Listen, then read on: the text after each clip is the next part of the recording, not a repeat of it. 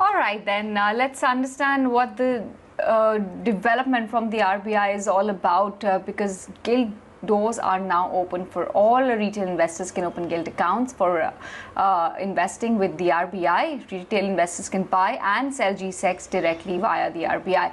Individuals can open accounts via E-Kuber system. RBI will be releasing a retail direct trading soon as well.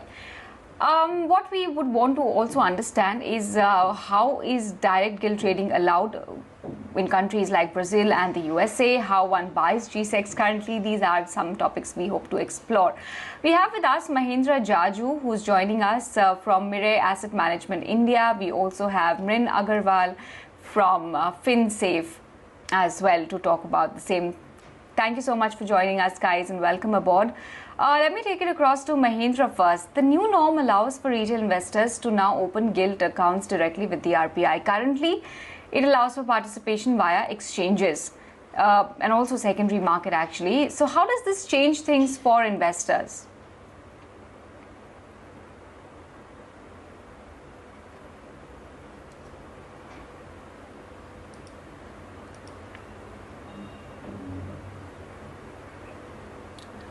Mahendra, my question is to you.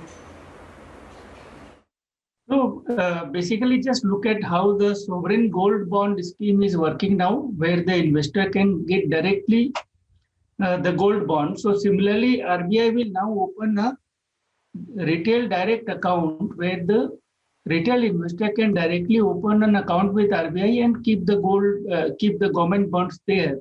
And I think they can buy it just like they buy the stocks on the stock market. So details are still awaited, but it basically means that the demat account for the government bond will be directly with the Reserve Bank. So the Reserve Bank has something called E-Kuber system where they have to log in and it will be connected to the bank account, I assume.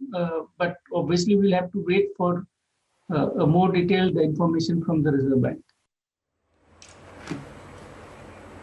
Mrin, I just want to rope in you as well in the conversation. What does a retail investor get when essentially he or she invests in the government securities? So government securities are really safe because they carry the sovereign guarantee basically. So they're like really safe to invest in and hence there would not be any credit risk. Now, for some investors who are looking at a buy and hold strategy or essentially, only investing in government bonds so that there's no credit risk and who have a long-term time frame, they actually now have an opportunity. I mean, they did have it earlier also because there was a mechanism through which retail investors could invest into gilts directly, but now they have an opportunity to actually invest into these. And I would think that these would be typically long-term buy and hold investors who are there essentially for the yield that the bond is giving them.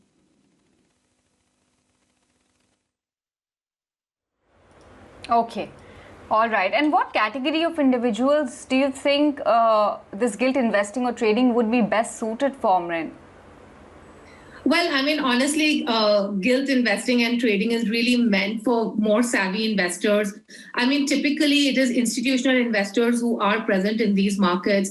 And a lot of retail investors may not have the understanding of how gilts move. Gilts do tend to be quite volatile because they are completely tied in with the interest rates in the economy. And, at a time like this right now, where we are actually going to be seeing maybe interest rates on an upside rather than on a downside, this may not be a great investment right now. So I think this is really meant for savvy investors who understand gilt markets, who are making tactical calls maybe on investing into gilts, depending on interest rates.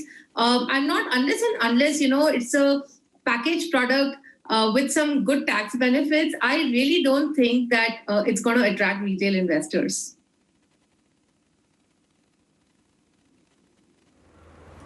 So, are you trying to say that this could perhaps be a product that's better than small saving schemes like PPF, etc.? Well, I mean, right now, the small saving schemes are actually giving you a better return because if you look at the 10-year bond yield right now, it's about between 6.1 and 6.2. and the coupon is going to be lower, right? So currently, I would say no, because a lot of the small savings schemes are, first of all, giving you a tax deduction. And secondly, they are actually giving you a higher return. And in cases like PPF, of course, the return is also tax-free. So not, my answer is no.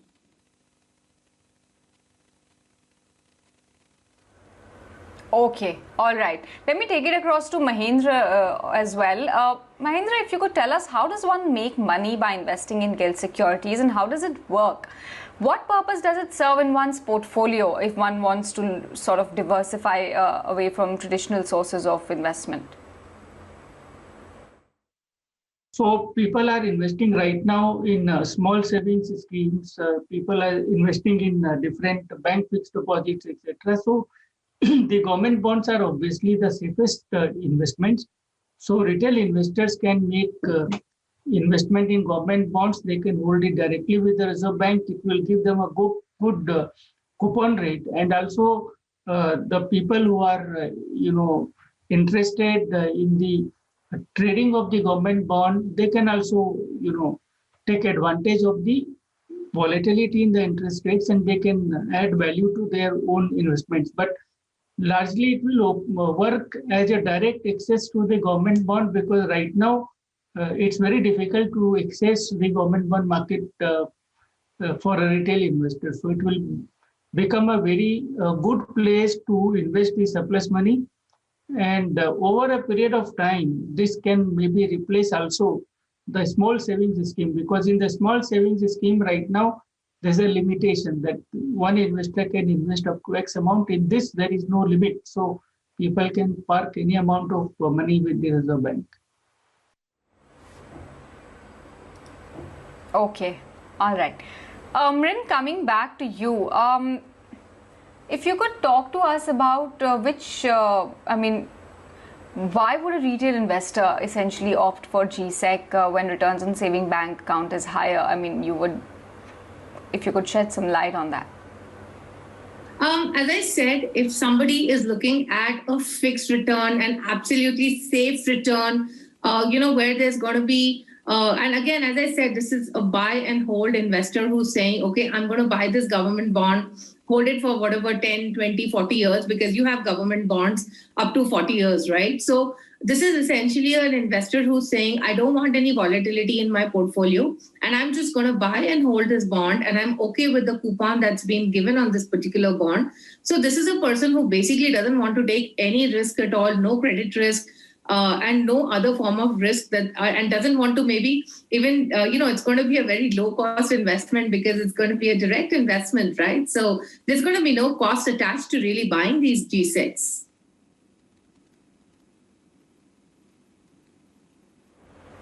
Understand, makes sense.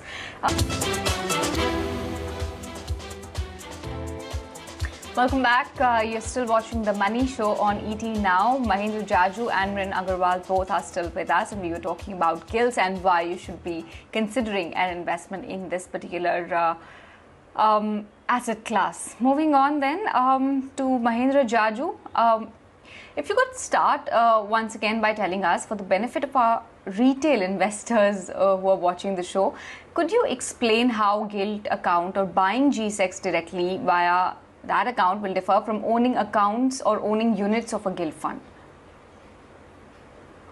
See, Gilt funds are again a different product as compared to this. So again, let me put the rider that we are still awaiting more details from the Reserve Bank. But in a Gilt fund, either you have a Gilt fund where the maturities are, a diversified basket of different maturities of securities, or you may have a constant maturity, let's say 10-year Gilt. So the range of products available in the Gilt account is still a little bit narrow. And the second is that the Gilt funds are marked to market on a daily basis. So there is a huge element of volatility and the NAV also fluctuates. So that sometimes rattles the investors, and which is why we haven't seen a real good interest in the retail Gilt funds so far.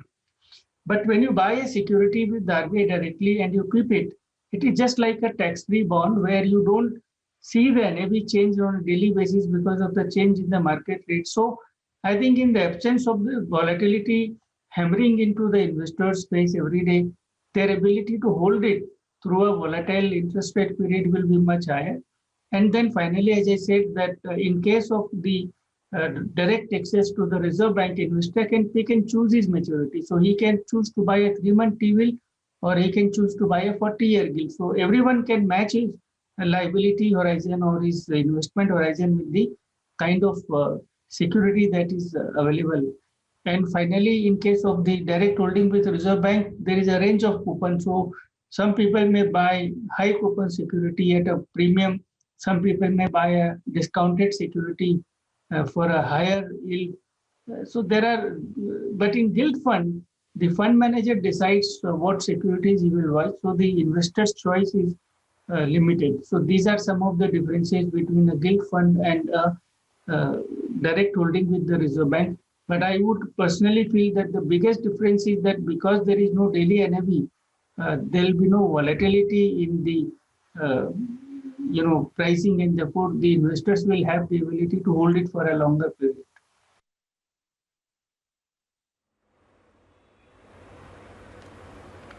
Mrin, coming to you, could you tell us about the comparison between perhaps buying an individual GSEC and through mutual fund? I think Mahendra explained it, a lot of it. I think what I'm going to do is talk about it, from a retail investor's perspective. Now you have another option to basically go and buy this gilt.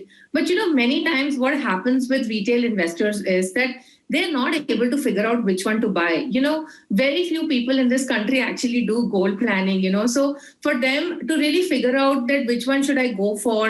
And then, while we say that it's good to have this buy and hold strategy, as we know, most investors tend to look at the prices on a regular basis.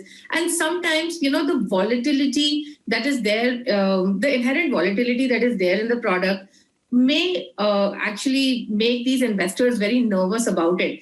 The same issues exist in a gilt fund as well, right? So we've seen a lot of investors wanting to get into gilt funds after seeing gilt funds giving double-digit returns. But the point is that they are not really able to assess whether this is a good time to get into a gilt fund or not to get into a gilt fund. So in my mind, again, I think gilt funds are very volatile, and it's really meant for long-term holding, which a lot of investors are really not able to do, and it's meant for people who are willing to take the volatility. I would say that for a retail investor, yes, they should have exposure to gilts to an extent, and they can actually do this through a variety of other debt funds that are there, which take partial exposure to gilts. So, for example, you have short-term funds which have exposure to gilts. You have dynamic bond funds which have exposure to gilts. I would think that that's a better bet than taking a concentrated bet into one particular GSEC or one gilt fund.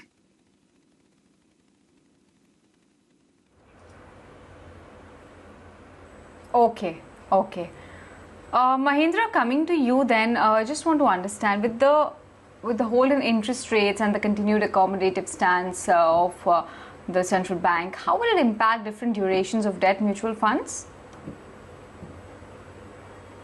So broadly speaking, now that the economy is beginning to revive and the COVID situation has normalized, it is expected that the Reserve Bank will at some point get out of the extraordinarily loose monetary policy that it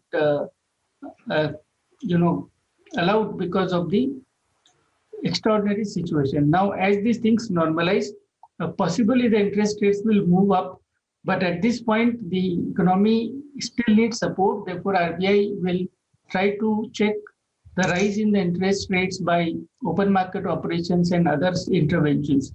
So, as far as the bond funds are concerned, as the interest rates go up, maybe there will be some dip in the short term.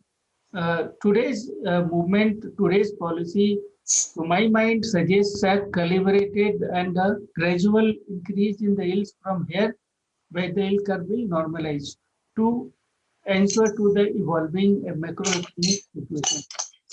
From an investor's perspective, in the short term, there will be a slight dip in the NAV, but I think it is an opportunity to lock in the new higher yields. And then we have seen over a period of time that interest rates are cyclical in nature, and the people who have remained invested for a long horizon without bothering about the short-term movements in the yield, etc., they have always ended up generating a very high return. So, in my view, the investors need not worry too much about what happens on a particular day, but focus on a longer investment horizon and make sure that their money is put to the best use. Okay. Mrin, just one quick question before we let you go. Could you tell us how the taxation works for government securities? Coupon that you get, so that there's a half-yearly interest that comes to the investor, and this half-yearly interest is going to be taxed as per slab. Since these are listed bonds, in case of listed bonds, if you hold it for more than 1 year, it qualifies for capital gains, long-term capital gains, which is taxed at the rate of 10% without indexation.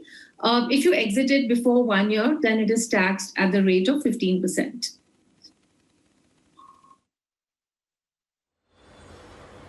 Okay, got it. Thank you so much, both Mrin and Mahendra, for joining us this evening and helping us decode G-Sec investing for our viewers, especially retail investors.